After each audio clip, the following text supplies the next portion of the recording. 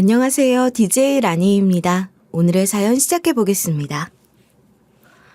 안녕하세요. 얼마 전까지 살아도 산 것 같지 않은 삶을 살았던 30대 여자입니다. 사랑하는 사람이 한순간에 소리 소문 없이 사라져버리는 일. 여러분들은 경험해 보신 적이 있으신가요? 그 고통은 정말이지 말로 다할 수 없을 정도로 괴롭고 끔찍한 것이었습니다. 그런데 그보다 더 엄청난 진실이 기다리고 있을 거라곤 상상도 하지 못했는데요. 지금까지 제가 겪은 경악스러운 이야기를 여러분들에게 들려드리고자 합니다. 부디 끝까지 잘 들어주시기를 바랄게요. 어릴 적부터 저는 외로움이란 단어가 참 익숙한 사람이었어요. 참 신기하죠? 즐거움, 짜증남, 행복함, 이런 감정이 아니라 외로움이라는 감정이 익숙하다는 것이. 어린 시절 부모님의 이혼으로 엇나가 버린 성격 탓에 친구를 제대로 사귈 수가 없었던 전 집에서 혼자 텔레비전을 보는 것, 그리고 공부를 하거나 노래를 듣는 것으로 시간을 보내곤 했어요. 딱히 공부를 좋아해서 한다기보단 그렇게라도 무언가에 몰두하지 않으면 마음 한구석에 허전하다는 생각이 들었거든요. 마음의 공허함을 어떻게 다뤄야 할지 몰랐던 저는 그냥 하루를 고요히 조용하게 있는 듯 없는 듯 살아갔습니다. 어머닌 저 하나 제대로 키워보겠다고 밤늦게까지 일을 하셨었는데 항상 조용히 살아가는 저를 보며 속상해하셨어요. 연주야, 너는 친구들이랑 약속 같은 거 없어?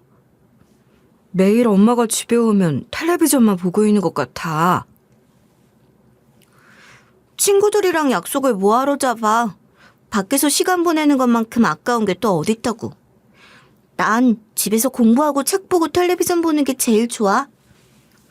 엄마는 이런 저의 성격이 가장 문제라고 생각하신 모양이었어요. 중학교를 졸업하고 고등학생이 되던 해에 저한테 유학 이야기를 꺼내시더라고요. 엄마 어릴 적부터 친하게 지낸 친구가 캐나다에서 살고 있는데 엄마 친구 집에서 지내면서 캐나다에 있는 학교 한번 다녀보는 건 어때? 지금 나보고 유학을 가라는 거야? 싫어. 한국 놔두고 외국으로 뭐하러 공부를 하러 가. 우리 집이 그렇게 형편이 좋아? 돈 걱정은 하지 마. 다른 건 몰라도 너 하나 제대로 교육시킬 돈은 있으니까. 그리고 부족한 건 엄마 친구가 도와주기로 했고 지금보다 더 넓은 세상으로 나가서 보는 눈을 좀 키워오는 게 좋을 것 같아. 처음엔 말도 안 된다고 생각했어요. 한국에서조차 사람들과 어울리는 게 이렇게나 힘든데 하물며 언어도 문화도 다른 외국에서 어떻게 공부를 하고 사람들과 어울리면서 지내겠냐는 생각이 들었죠. 하지만 어머니는 환경이 바뀌면 제 성격도 조금은 달라질 수 있을 거라 생각하신 것 같았어요. 솔직히 귀찮았고 부담스럽기도 했지만 시간이 지나면서 조금씩 마음이 움직이기 시작했습니다. 아직 한 번도 경험을 해보지 못했기 때문에 어쩌면 정말 외국으로 가서 새로운 세상을 마주하게 될지도 모른다는 생각이 들더라고요.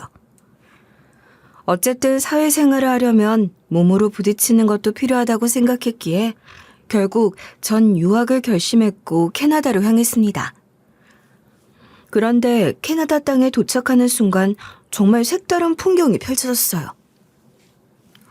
한국과는 완전히 다른 분위기에 낯설다는 생각도 잠시 그곳의 매력에 확 매료될 수 있었죠.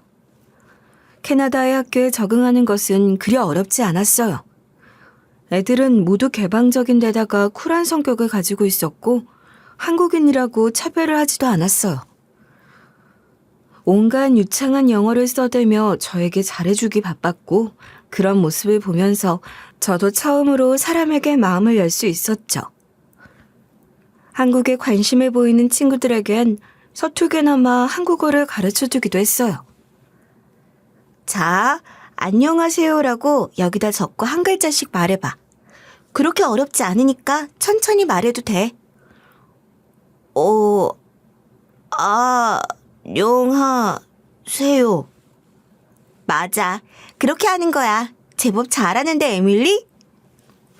저도 영어를 못하는 편이 아니었기 때문에 소통을 하는 데 있어서 전혀 어려움이 없었어요. 그리고 유학 생활을 하는 동안 한국인 친구들도 몇 명 만날 수 있었습니다.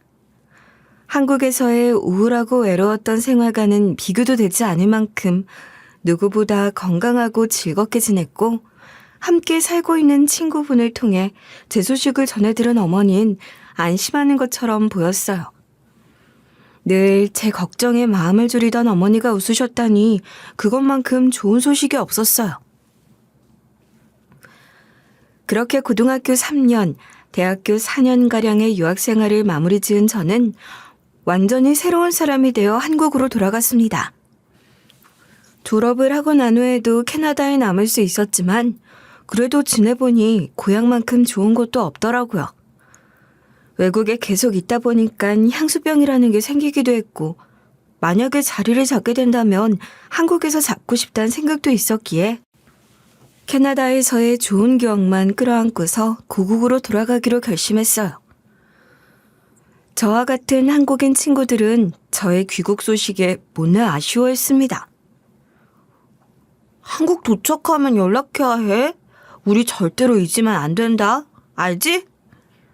아이고, 누가 보면 아주 영영 헤어지는 줄 알겠어. 자주 캐나다 놀러 오면 되지.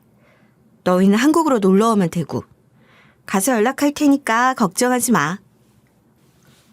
아쉬움을 뒤로한 채 온전히 한국 땅을 밟은 저는 귀국을 하고 얼마 지나지 않아 곧바로 중견기업에 취업을 할 수 있었습니다. 운이 좋았죠. 마침 저와 딱 들어맞는 직무였고 해외 유학 경험도 있었기에 해외 마케팅 부서에 들어갈 수 있었어요. 처음 하는 일이었지만 마치 오래 했던 것처럼 업무는 저에게 딱 맞았습니다. 매일 영어로 이메일을 주고받고 해외 클라이언트와 화상회의를 하고 또 계약을 성사시키면서 느끼는 성취감은 말로 다 못할 정도였어요. 회사에 도움이 되는 사람이 된다는 건 정말이지 짜릿한 일이더라고요. 회사 직원분들도 저를 잘 채용한 것 같다며 만족스러워 하셨고요. 일을 하면서도 참 신기했어요. 운동형 외톨이로 집에서만 살던 제가 이렇게 멋진 사회 구성원이 될 줄 누가 상상이나 했겠어요. 처음 회사에 들어왔을 땐 조금 긴장했던 것도 사실이지만 동료들과도 금세 친해질 수 있었어요. 가끔은 유학 시절에 있었던 소소한 에피소드도 풀면서 동료들이랑 수다를 떠는 것이 제 인생의 소소한 낙이라면 낙이었답니다. 그렇게 시간이 흘러 20대 후반이 되었을 무렵 어머니께서 문득 이런 이야기를 하시더군요. 딸, 혹시 지금 만나는 사람은 없어? 만나는 사람? 딱히 없는데? 왜? 소개팅이라도 시켜주게? 아니면 좋은 선자리라도 들어온 거야? 아니, 그게 아니라 그냥 이쯤 되면 너도 만나는 사람 한 명쯤은 있지 않을까 싶어서. 엄마 친구 딸내미는 너보다 한 살 많은데 얼마 전에 결혼을 했다고 하더라고. 요즘 젊은 사람들 참 빠르지? 사실 연애를 한 경험이 없진 않았습니다. 캐나다에 있을 때도 좋은 사람을 몇 번 만나 연애를 했던 적이 있었거든요. 연애를 하면서 좋았던 기억도 분명 있었지만 가슴 아픈 이별을 한 적도 있었어요. 반복되는 사랑과 이별을 맞이하고 싶지가 않아서 귀국하고 나서부턴 일만 하면서 살았죠. 어린 시절의 외로움이 깊게 뿌리내려서 그런 건지 아니면 사랑을 하면서 받은 상처 때문인지 누군가에게 마음을 온전히 여는 건 참 어려운 일이더라고요. 인연이라면 언젠가 자연스럽게 맺어지겠지 하는 생각으로 연애에 목숨을 걸지 않고 물 흐르듯 시간을 보냈습니다. 그래도 주변 동료들이 하나둘씩 결혼을 하는 걸 보니 나도 좋은 인연을 만나고 싶다라는 생각은 조금씩 들더라고요. 그러다 30대 초반으로 접어들 즈음 대학을 다니던 시절 친하게 지냈던 친구가 소개팅을 해보라고 권유하는 거예요. 직장에서 좋은 동료를 만나게 됐는데 딱 저와 어울릴 것 같다며 소개를 한번 받아보라더군요. 처음엔 그 제안이 귀찮기도 하고 딱히 기대가 되지도 않았지만 그냥 한번 만나보자는 가벼운 마음으로 소개를 받아보기로 했어요. 그런데 처음 만났는데 생각 이상으로 너무 괜찮은 사람인 거예요. 훤칠하게 생긴 데다가 키도 나쁘지 않았고 매너도 있는 사람이었어요. 그 자리에서 처음 만난 사람이 지금의 남편이었습니다. 첫 만남부터 정말 잘 통하는 사람이었고 공감대도 상당히 많았어요. 그렇게 저희는 몇 번 더 만났고 자연스럽게 연애를 시작하게 됐어요. 함께 여행도 다니고 맛집도 찾아다니고 서로의 일상에 점점 자연스럽게 스며들며 1년 정도 알콩달콩 연애를 한 저희 두 사람은 서로의 삶에 평생 함께하기로 결심했어요. 결혼을 하기로 한 것이었습니다. 우리 1년 만났음 앞으로 평생 같이 해도 될 것 같은데. 그치? 내가 뭐 하나 잘난 놈은 아니지만 그래도 지금처럼 행복하게 잘 지내자. 내가 잘할게. 나랑 결혼해 줄래? 그 말 해주기를 기다리고 있었어. 좋아. 우리 진짜 행복하게 잘 살자. 저희는 조금 특별한 결혼을 하기로 마음먹었습니다. 바로 노웨딩을 하는 것이었죠. 솔직히 이런 결정을 내리기까지 조금 오랜 생각을 했어요. 주변 인식을 신경 안 쓸 수가 없었거든요. 인생에 한 번뿐인 결혼식인데 그래도 드레스 한 번은 입어봐야 하지 않겠냐라는 반응들도 적지 않았지만 이런 결정을 한 이유가 있었어요. 바로 남편 쪽 부모님이 계시지 않았기 때문이죠. 저희 둘 다 결혼식에 대한 로망이나 욕심이 딱히 없었기도 했고 공주놀이 하는 것에도 큰 관심이 없었기에 결혼식을 하지 않아도 상관이 없었어요. 고마워. 많이 고민됐을 텐데 내 상황 고려해서 큰 결심 내려줘서. 결혼식을 하고 안 하고는 크게 중요하지 않은 거 알지? 우리만 행복하게 잘 살면 돼. 그리고 우리 엄마한테 잘해주면 더 고맙고. 당연한 걸 뭘 물어. 장모님께도 정말 멋지고 듬직한 좋은 사이가 될 거야. 이렇게 약속할게. 남편은 저에게 약속했던 것처럼 저희 어머니에게도 정말 잘했습니다. 어머니는 그런 남편을 보며 정말 흐뭇해하셨어요. 정말 좋은 배필을 만난 것 같다며 잘 살라고 응원도 아낌없이 해주셨고 부모님을 일찍 여인 남편에게 친엄마처럼 대해도 좋다는 말씀까지 해주셨답니다. 그렇게 결혼을 하고 난 후 저희는 여느 신혼부부가 그렇듯 행복하고 평범한 일상을 보냈어요. 아침에 일어나서 같이 아침밥을 먹고 출근을 하고 저녁에 퇴근을 하고 난 후에는 저녁을 같이 먹고 손을 잡고 동네 산책을 하기도 하면서 하루를 마무리하곤 했죠. 주말마다 맛집을 찾아다니며 데이트를 즐기고 둘 다 시간이 맞을 때는 여행 계획도 자주 세웠어요. 남편과 함께 살아가는 매 순간이 즐거움 투성이었어요. 사랑하는 사람과 이렇게 평범한 일상을 함께 보낼 수 있다는 게 얼마나 소중한 건지 실감하기도 했습니다. 결혼하길 잘했다. 이 사람을 만나 연애하길 잘했다 싶었어요. 하지만 남편과 함께 살고 보니 조금씩 이상한 것들이 눈에 들어오기 시작했어요. 남편과는 1년 남짓한 시간 동안 연애를 했었는데 하루 이틀 정도 같이 있어 본 적은 있어도 동거를 해본 적은 없었기에 잠버릇 같은 것을 제대로 알지 못했는데요. 제일 처음 이상함을 느꼈던 건 남편이 잠을 자면서 몸을 부들부들 떨 때가 있다는 것이었습니다. 그냥 움찔거리면서 떠는 것도 아니고 마치 사시나무 떨듯이 부들부들 떠는 모습이었죠. 처음엔 몸이 너무 춥거나 악몽을 꾸는 건가 싶어 이불을 더 덮어주곤 했었는데 날씨가 따뜻한 봄이 되어도 날이 더운 여름이 되어도 그런 증상이 변함없이 이어졌습니다. 게다가 어느 날은 남편이 너무 심하게 몸을 떨길래 깜짝 놀라 일어나서 남편을 깨운 적도 있었어요. 여보, 좀 일어나봐. 괜찮아? 어디 아파? 몸을 왜 그렇게 떨어? 세상에. 무슨 땀을 이렇게나 흘려? 베개랑 옷 다 젖은 것 좀 봐. 아무것도 아니야. 그냥 안 좋은 꿈을 좀 꿔서 그래. 자기가 깨워준 덕분에 꿈에서 깰 수 있었어. 많이 놀랐어? 그럼 당연히 사람이 몸을 부들부들 떨고 있는데 놀라지 안 놀래? 아픈 곳 있는데 지금 나한테 말 안 하고 있는 건 아니지? 아픈 곳 하나도 없고 건강하니까 걱정하지 마. 미안해. 얼른 다시 자자. 이따가 출근해야 하니까. 그냥 단순히 악몽을 꿔서 그렇단 말에 저는 걱정이 되면서도 애써 넘어가려고 했습니다. 하지만 날이 갈수록 그런 증상이 심해지자 남편에게 조심스럽게 이야기했는데 그냥 본인의 잠버릇이라고만 말을 하더라고요. 아무리 잠버릇이라고 해도 이런 것들이 계속 이어지면 남편에게도 저에게도 좋을 것이 없을 것 같아 한날은 남편에게 이런 이야기를 했습니다. 여보, 자면서 몸 덜덜 떠는 거 있잖아.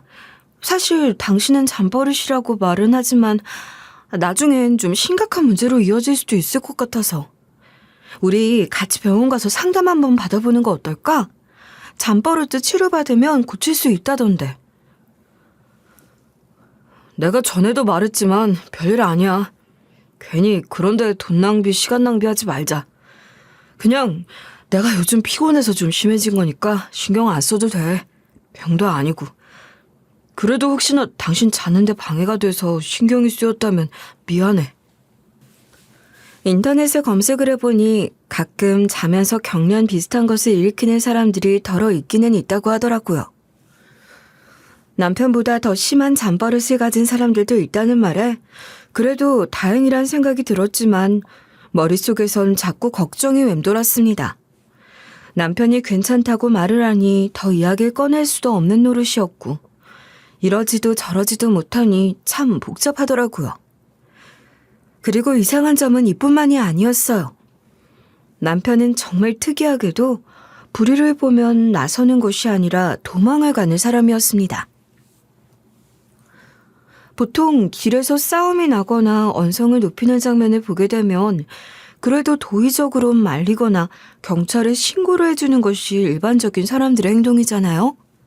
하지만 남편은 그게 아니었습니다. 길을 지나가다 누군가 소리를 지르고 싸움을 하는 장면을 보면 길을 잘 가다가도 발걸음을 돌리곤 했어요. 그 상황을 회피하기 위해서였죠. 여보, 저거 그냥 지나쳐도 되는 거야? 경찰에 신고해야 하지 않을까? 저러다가 더 큰일이라도 나면 어떡해. 요즘 세상 진짜 흉흉한데. 그냥 저런 건 보고도 모른 척하고 지나가는 게 훨씬 나아. 괜히 피곤한 일에 휘말려서 좋을 것도 없고 자칫하다가 우리가 피해자가 될 수도 있잖아. 처음엔 그냥 불필요한 일을 엮이기 싫어서 그런가 보다 하고 단순하게 생각했어요. 이런 일에 휘말리기 싫어하고 피곤해하는 사람들도 있으니까요. 하지만 이런 모습을 계속 보일수록 저는 솔직히 남편에게 좀 실망스러워졌어요. 아예 나서서 말리진 못하더라도 신고는 해줄 수 있는 건데 그마저도 안 하는 모습을 보니까 솔직히 말해서 좀 깨더라고요. 아니, 자기는 허우대도 멀쩡하고 남자가 돼가지고 그런 상황이 오면 경찰에 신고라도 해줘야지. 왜 자꾸 도망만 가려고 그래? 내가 전에도 말했지?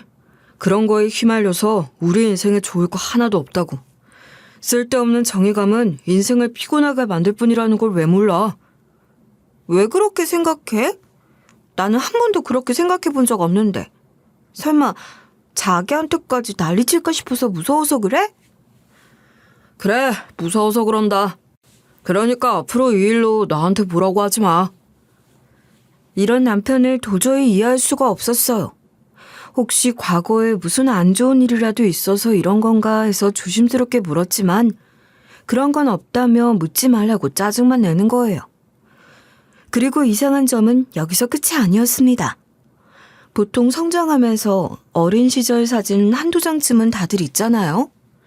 그런데 남편에겐 어린 시절부터 시작해 20대까지의 사진이 단 한 장도 없었습니다. 아니, 아무리 그래도 그렇지.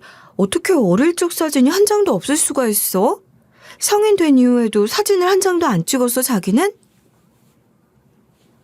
어릴 적 사진은 부모님이 일찍 돌아가셔서 사진 찍을 일도 없었고 해서 없는 거고 20대 때 사진이 없는 건 내가 카메라를 별로 안 좋아해서 안 찍어서 없는 거야. 당신이랑 연애하면서부터 사진 찍기 시작했던 거야. 남편의 사정을 이해 못하는 건 아니었습니다. 남편의 부모님은 한참 어릴 적에 돌아가셨고 그래서 추억을 만들 시간이 없어서 사진이 한 장도 없다는 것은 이해가 갔어요. 하지만 보통 초등학교, 중학교, 고등학교 졸업사진 정도는 가지고 있지 않나 싶었습니다. 묻고 싶은 것들이 한 트럭이었지만 그걸 계속 집요하게 물으면 남편의 슬픔도 드러날까 싶어 저는 조용히 입을 다물었어요. 그렇게 저희가 결혼을 한 지 8개월쯤 지나면서부터 밝았던 남편의 성격에 조금씩 그림자가 드리워지기 시작했습니다. 원래 남편은 잠이 참 많던 사람이었는데요. 바깥에 공사를 한답시고 엄청난 소음이 들려옴에도 불구하고 꿈쩍없이 잘 잤었는데 어느 순간부터 계속 불면에 시달리더라고요. 처음엔 그냥 뒤척거리는 정도였는데 나중엔 자기 전에 수면제를 먹지 않으면 잠을 제대로 들지 못할 정도로 불면을 겪는 모습을 보였어요. 하얗던 남편의 피부는 점점 푸석해졌고 눈 아래엔 다크서클이 짙게 자리를 잡기 시작했어요. 게다가 코피를 흘리는 날도 종종 있었죠. 아무리 봐도 이전의 남편과는 확연히 달라진 모습에 저는 걱정스러운 마음이 들어 남편에게 조심스럽게 물었어요. 남편은 묻지 않으면 제게 먼저 말해주지 않았거든요. 여보, 요즘 왜 그렇게 잠을 못 자? 피부 푸석해진 것 좀 봐. 다크서클이 나중엔 턱 밑까지 내려오겠어. 혹시 무슨 일 있어? 말 못할 고민이 있다거나 그런 게 있으면 혼자 끙끙 앓지 말고 나한테 털어놔. 와이프 좋다는 게 뭐겠어. 이런 걸 털어놓으라고 내가 있는 거잖아. 사실 요즘 우리 회사에서 큰 프로젝트 하나를 시작했어. 그 프로젝트 담당을 내가 맡게 됐는데 그게 스트레스가 장난이 아니더라고. 정말 중요한 건이라 하루에도 수십 번씩 불려가서 혼나고 보고서도 수십 번을 수정하고 제안서도 다 엎어버린 적이 한두 번이 아니야. 아이고, 그랬어? 그래서 요즘 늦게 들어오는 거였구나. 중요한 일 맡아서 많이 부담스럽고 힘들겠네. 그래도 너무 무리하지 말고 쉴 땐 좀 쉬어주는 것도 좋아. 요즘 당신 몰골이 너무 말이 아니라서 신경이 많이 쓰이네. 미안해. 그래도 이번 프로젝트가 우리 회사의 명예가 걸린 아주 중요한 일이라서 신경을 안 쓸 수가 없네. 쉬엄쉬엄 할 수도 없고. 그래도 내 건강은 내가 챙겨가면서 일할게. 걱정해줘서 고마워, 여보. 하지만 쉬엄쉬엄 하겠단 말과는 달리 남편은 계속해서 늦게 들어오기 시작했어요. 달라지는 것이 아무것도 없었죠. 나중엔 밥도 제대로 못 먹고 주말에도 이불을 푹 뒤집어 쓰고 잠만 자거나 출근을 해서 밤늦게 들어오는 일이 빈번했어요. 그럴수록 남편의 안색은 점점 더 안 좋아질 뿐이었죠. 그놈의 회사는 당신 혼자서만 일해? 당신 혼자서 프로젝트 맡아 진행하는 거야? 이건 정말 해도 해도 너무하잖아. 이러다 사람 잡겠어. 요즘 거울도 안 보고 살아, 당신은? 왜 또 그래, 일하는 거 가지고. 그렇다고 내가 회사를 그만둘 수도 없는 노릇이잖아. 중요한 업무를 나한테 맡겼음 거기에 맞게 일을 열심히 해줘야 하는 것도 내 일이야. 아무리 그래도 그렇지. 잠도 제대로 못 자고 주말에도 계속 밤늦게까지 일 시키고 집에서 해도 되는 거잖아. 난 그냥 당신 쓰러질까 봐 걱정돼서 그러는 거지. 괜히 그래 내가? 내가 알아서 컨디션 잘 조절하고 있어. 이것만 끝나면 어느 정도는 여유로워질 수 있을 거야. 그러니까 제발 더 말 얹지 말아주라. 계속 이 문제로 당신이 이야기 꺼내면 나도 화날 것 같아. 이 문제로 남편이랑 몇 번을 싸웠는지 셀 수가 없을 정도였어요. 참, 그놈의 일이 뭔지, 프로젝트라는 게 뭔지. 대체 얼마나 중요한 거길래 저렇게 밤까지 세우고 건강까지 망쳐가면서 일을 하는 건지 도통 이해를 할 수가 없었어요. 저희 회사도 나름 규모가 큰 편인데도 불구하고 프로젝트를 진행할 때 저렇게 사람을 혹사시키진 않거든요. 하지만 이때 눈치를 챘어야 했어요. 남편이 그만하라고 했을 때 걱정을 멈추지 않고 무슨 일이 있는 건지 알아보기라도 해야 했어요. 저희에게 찾아온 이 사소한 변화들이 나중에 어떤 결과를 불러올지 그때는 그 누구도 예상하지 못했습니다. 남편은 거의 3개월 가까이 바쁘게 살았어요. 그러는 동안 몰골이 눈에 띄게 수척해지기 시작했죠. 대체 얼마나 큰 프로젝트길래 사람을 이렇게까지 달달 볶아대나 싶어서 화가 날 지경이었어요.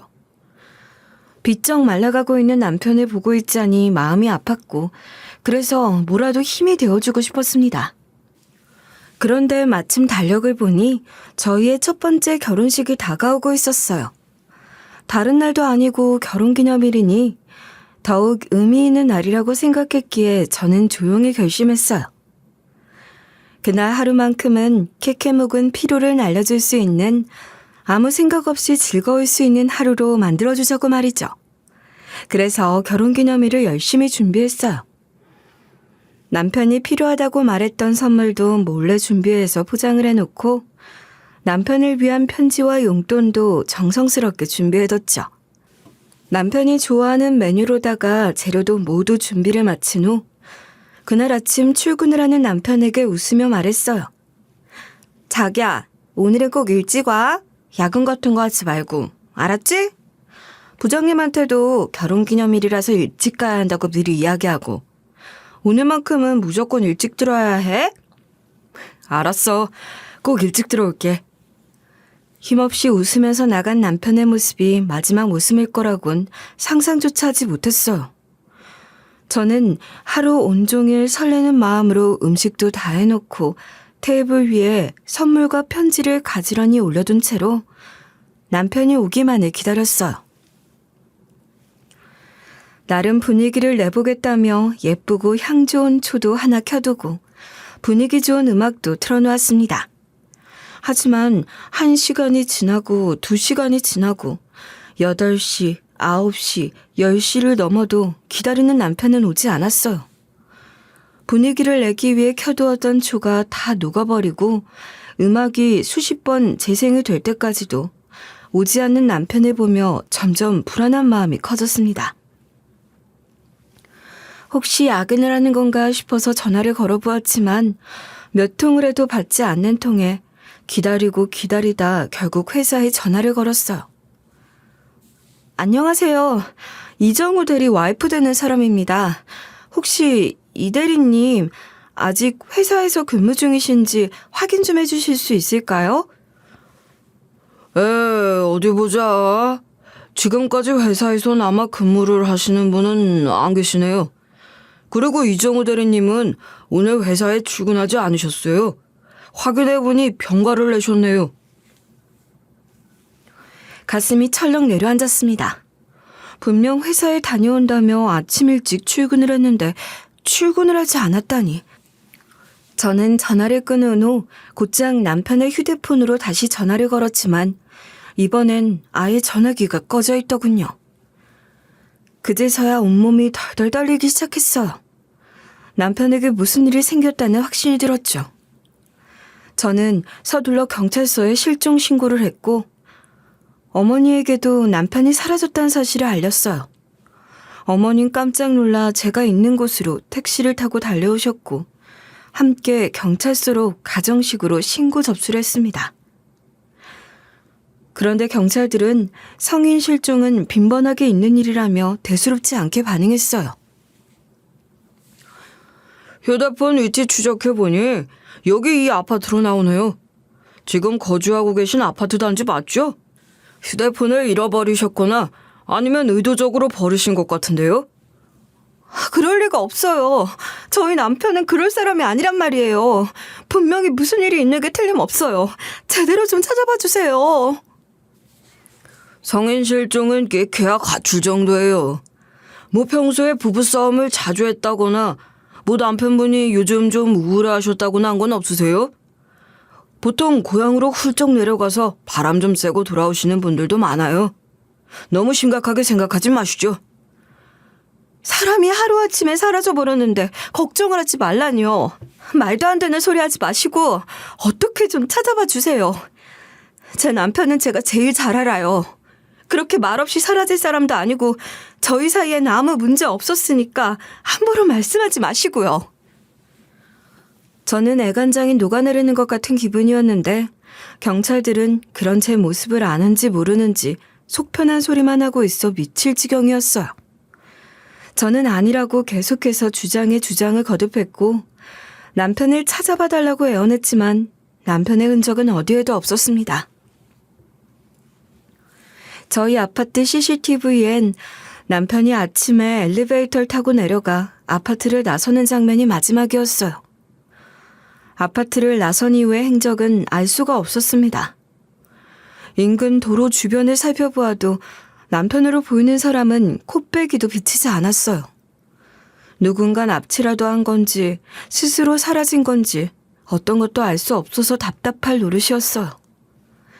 사랑하는 남편이 하루아침에 사라져버렸으니 자연스럽게 저의 일상도 망가지게 됐습니다. 결국 저는 회사를 그만두고 직접 남편을 찾아 나섰어요. 남편의 사진으로 전단지를 만들고 인쇄해서 지하철역, 시장, 공원, 병원 앞에 하나씩 붙이고 길을 지나가던 사람들에게도 전단지를 나눠주곤 했어요. 며칠 반나절 그렇게 돌아다니며 잠도 제대로 못 자고 밥도 굶다시피 하며 미친 사람처럼 남편의 흔적을 찾아다녔지만 돌아오는 건 아무것도 없었어요. 하루는 전단지를 돌리다 정말 절망적인 기분이 들어 길바닥에 주저앉아 하염없이 울었습니다. 멀쩡했던 사람이 이렇게 갑자기 흔적도 없이 사라지다니 꿈을 꾸고 있는 것 같았어요. 어디서 뭘 하는 건지, 정말 멀리 바람을 쐬러 간 건지, 휴대폰은 왜 버리고 간 건지 알고 싶은 것들이 천지였어요. 혹시 남편에 대해서 뭐 하나라도 나온 거 있나요? 제가 야산도 살펴봐달라고 부탁드렸었는데 살펴보셨어요? 안 그래도 저희도 그 부분 가능성을 두고 야산을 수색해봤는데 아무것도 나온 것은 없습니다. 그리고 지금 생활 반응도 추적 중인데 통장에서 돈이 인출될 내역도 없고 카드 사용 내역도 없네요. 사라져버린 그날을 기점으로 해서 어떠한 생활 반응도 나오지 않는단 말이 더욱 절망적으로 들려왔어요. 어떤 방법으로든 남편을 찾을 수 있는 방법이 없었습니다. 하루, 이틀, 한 달, 그리고 1년. 해를 거듭해도 아무런 진전이 없자 경찰도 수사를 점점 느슨하게 했고 주변 사람들도 조금씩 남편이 사라진 것에 대해서 체념하는 분위기였어요. 하지만 저는 포기할 수 없었어요. 사랑하는 사람이 사라졌는데 어떻게 그걸 잊고 살아갈 수 있겠어요? 혹시라도 남편의 흔적을 찾게 되었을 때 제가 흘려보낸 시간들을 후회하지 않기 위해서 저는 매일같이 돌아오지 않을 남편을 기다리고 또 기다렸습니다. 사람만 와준다면 저는 정말 아무 말 없이 끌어안아 줄 수 있는데 대체 어디로 사라져버린 건지.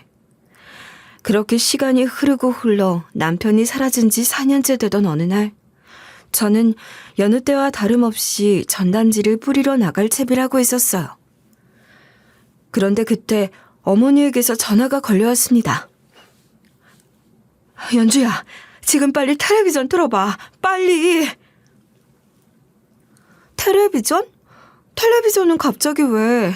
나 지금 나가봐야 하니까. 잔말 말고 빨리 좀 들어봐. 텔레비전에 이서방이 나오고 있다니까. 어머니가 즐겨보는 채널에 남편으로 보이는 사람이 나오고 있다는 겁니다. 저는 그 말에 깜짝 놀라 리모컨을 찾아 채널을 틀었는데 정말 눈으로 보고도 믿을 수 없는 광경이 펼쳐졌어요. 정말 TV 속에 남편과 똑 닮은 사람이 나오고 있는 것이었습니다. 얼굴은 살이 빠져서 볼이 쑥 패어 있고 수염은 덥수룩하게 자라 지저분한 사람.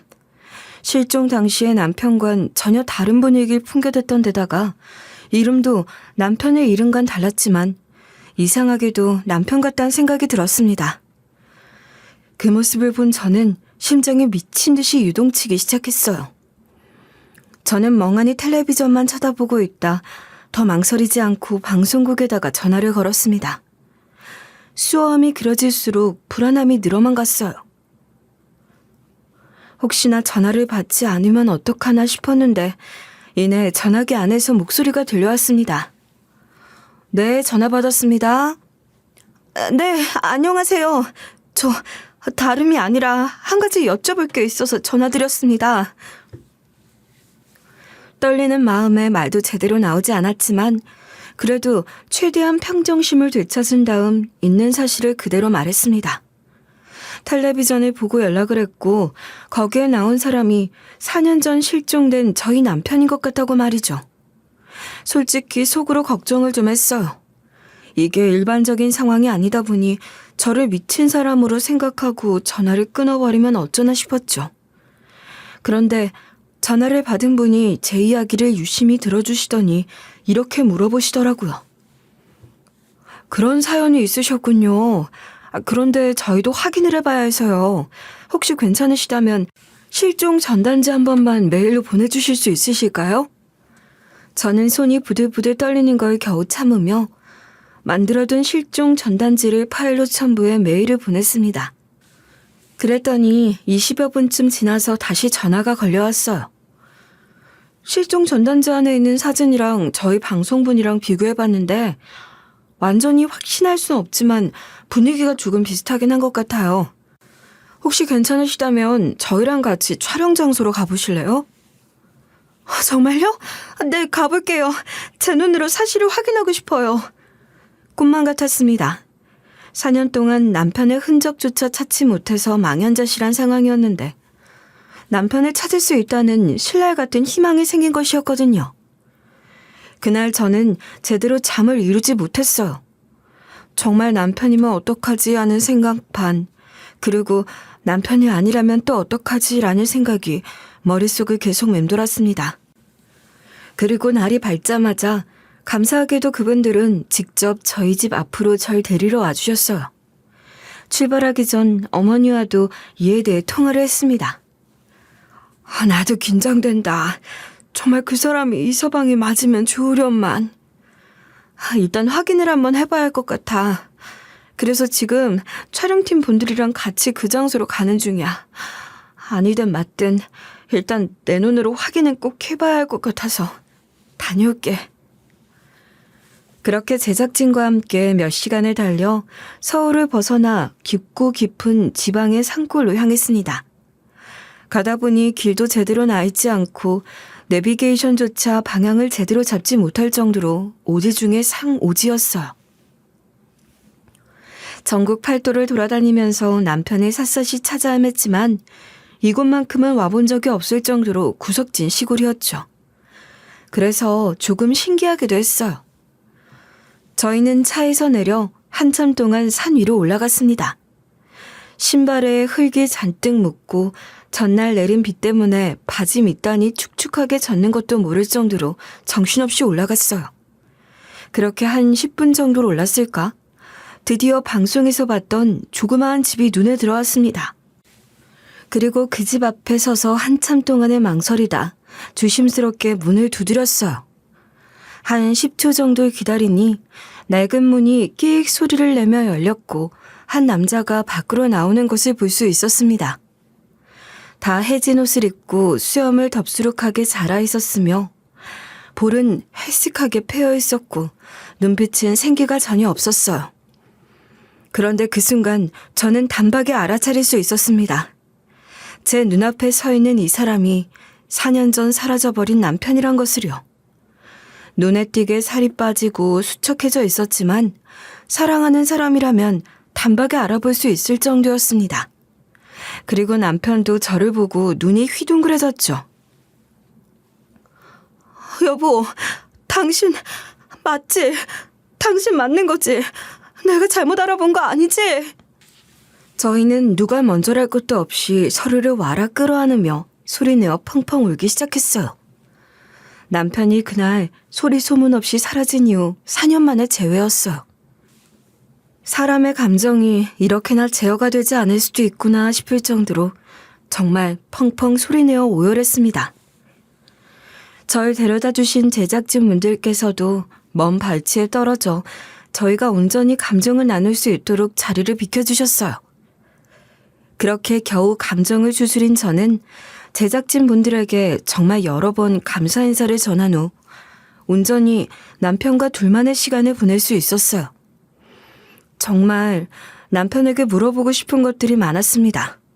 반가운 마음도 있었지만 어쩔 수 없이 미운 마음도 들 수밖에 없더군요. 내가 당신한테 물어보고 싶은 것들이 정말 많은데 이것부터 물어봐야 할 것 같아. 그동안 대체 무슨 일이 있었던 거야? 왜 말도 없이 사라진 거며 왜 여기서 이런 모습으로 지내고 있는 건지 하나부터 열까지 전부 다 설명해 줄 수 있어? 미안해.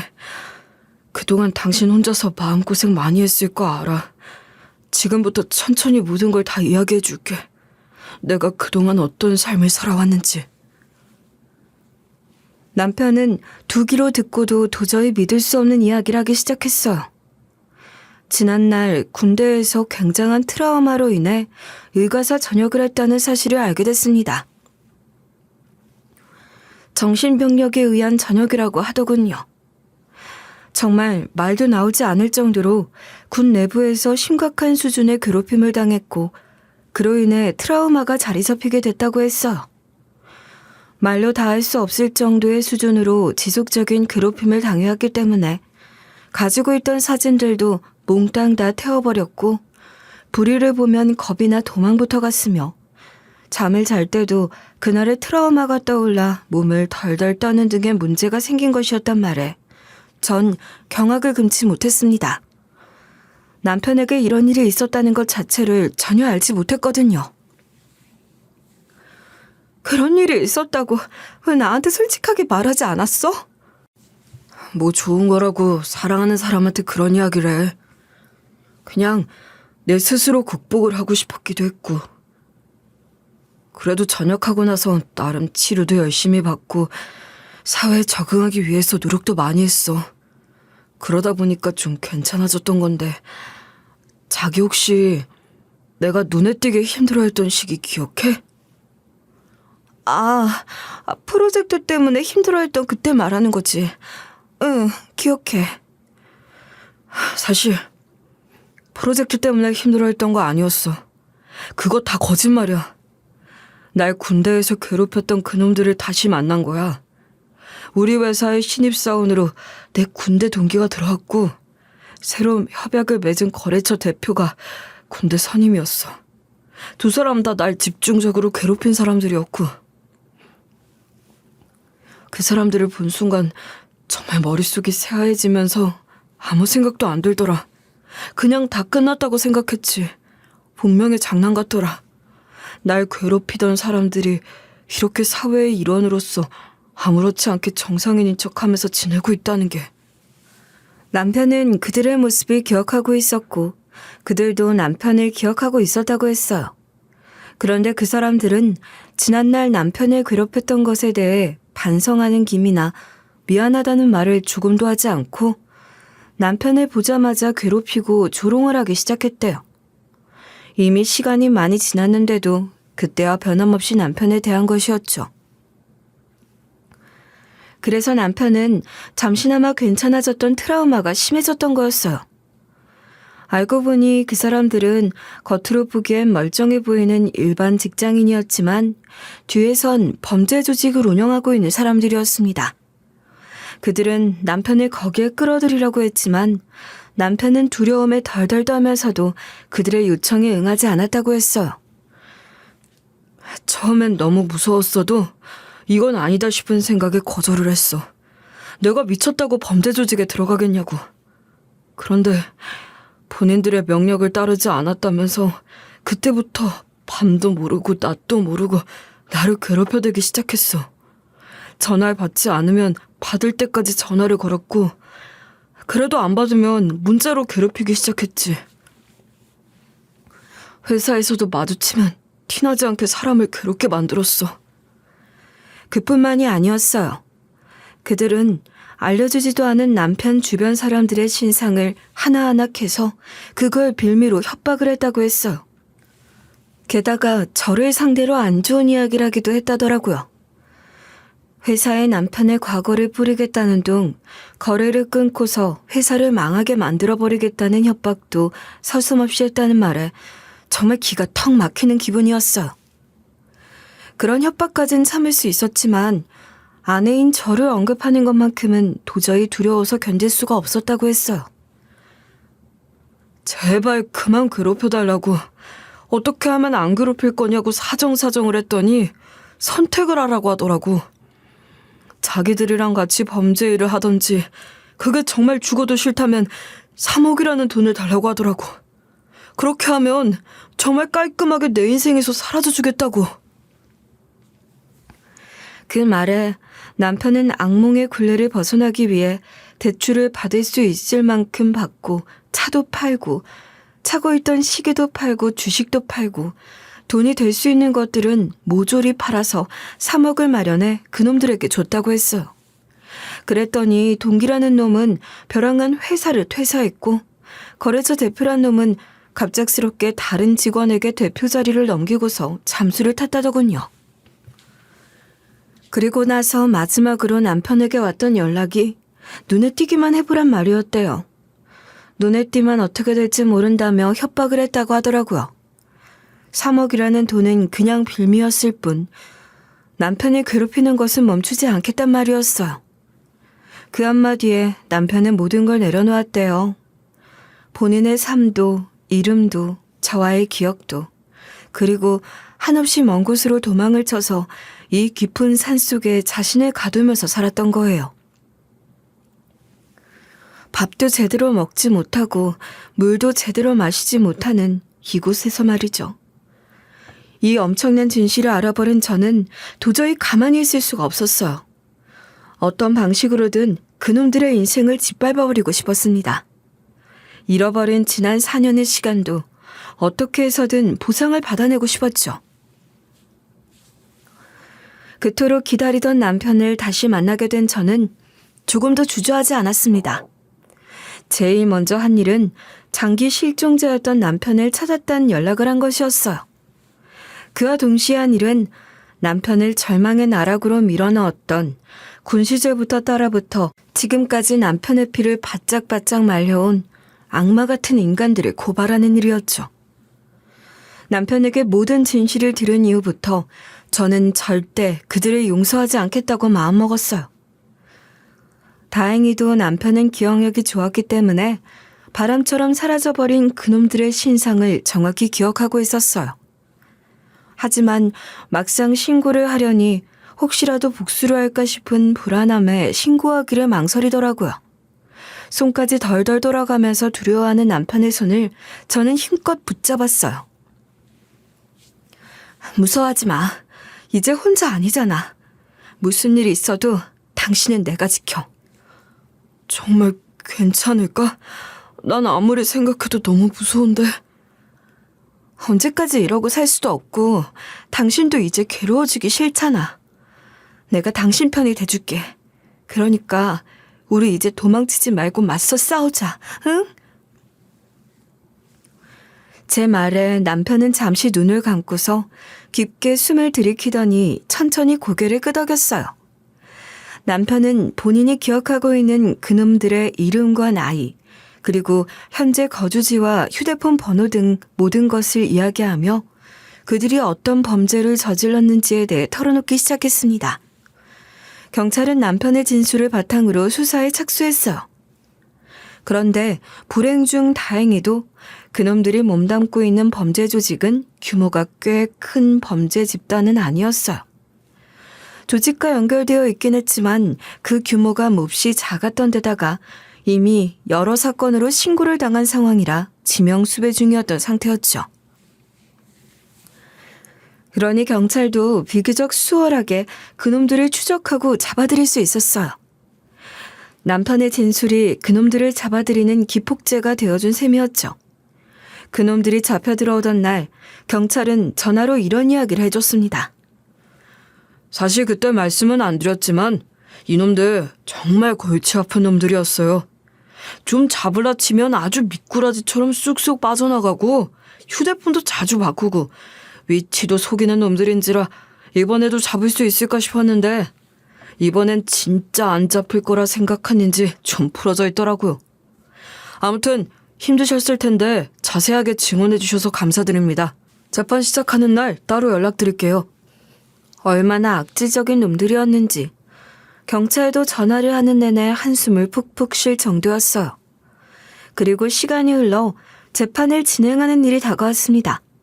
수갑을 찬 채로 법정에 들어온 그놈들은 저희 부부를 죽어라 노려보았어요. 전혀 반성의 기미가 보이지 않는 듯한 눈빛이었죠.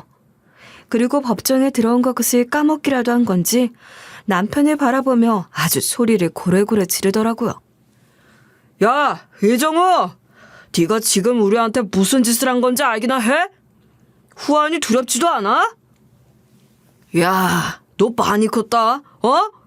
우리가 얼마나 무서운 사람들인지 잊어버린 모양이지? 그리고 조용히 하세요. 여기는 법정입니다. 소란 피우지 마세요. 분명히 말해두는데 사는 동안 절대로 마음 편하게 못 살 거야. 네가 도망을 가면 나는 널 어떻게 해서든 찾아내서 괴롭힐 거거든. 두고 보자, 어?